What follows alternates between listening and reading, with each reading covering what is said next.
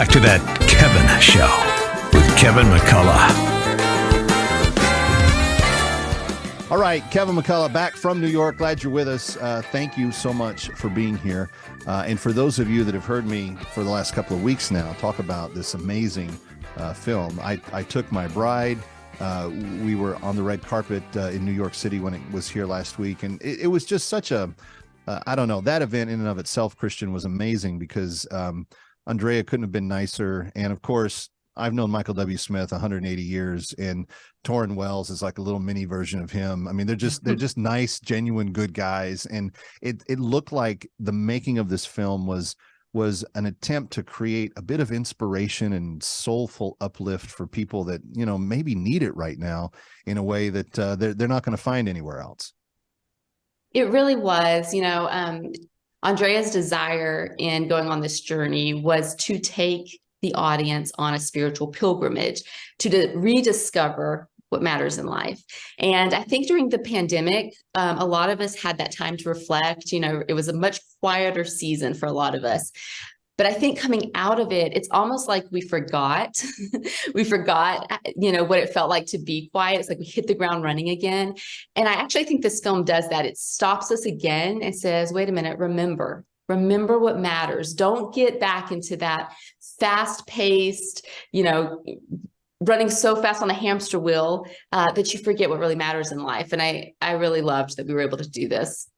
Well, it's a precious gift to anybody that gets to see it now, and you're going to be able to see it in theaters for at least about a week, April 2nd through the 9th, as I just mentioned. But go online to TheJourney.movie and get your tickets there. It's in pretty wide release. I mean, it's more than 1,000 screens, so I think it's there's got to be one pretty close to most of wherever you may live watching this tonight.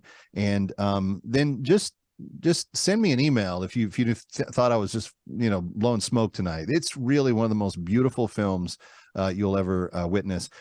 Real quickly, Kristian, the musicians that you selected were they were very, you know, eclectic in a lot of ways, and you didn't have necessarily Catholic musicians or just necessarily evangelical musicians. Those were people that had an appreciation for the Christian faith in kind of a broad sense. What was it like putting that list together? You know, Andrea had some input in it. There were certain artists that he had wanted to sing with, so we brought those in and we made recommendations on artists, but really what we were looking for were artists who shared that deep faith. It wasn't a matter of what denomination they were a part of, but more that they really had a relationship with God themselves. You guys have really given the world something to cherish and to really, I think, perk up their spirits here, particularly this spring. And I'm so grateful that we got to see it and be a part of telling the story about it. Thanks for being with us. In a world where war has been banned, one day I'll see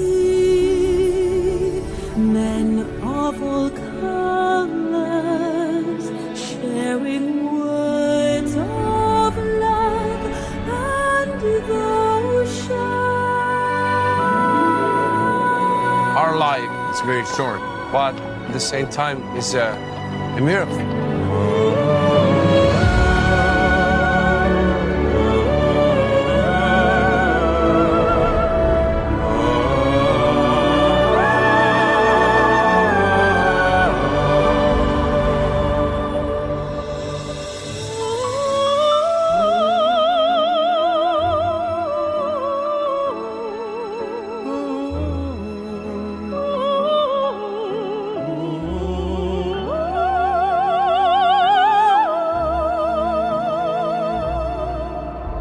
I decided to make this journey now because nature is the biggest miracle.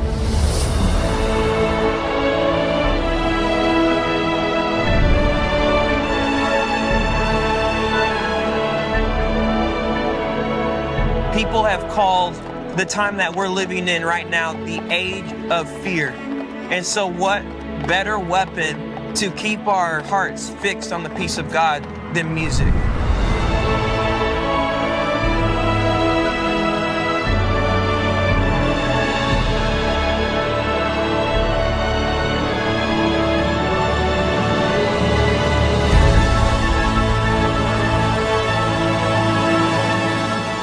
What an incredible production, and it's going to make everyone that sees it feel inspired and uplifted this Holy Week season. Again, April 2nd through the 9th in theaters. You can go see it. And by the way, before we are done, Maestro Andrea Bocelli returns to the music spotlight here on That Kevin Show. Ready or not, he'll be right back. That Kevin.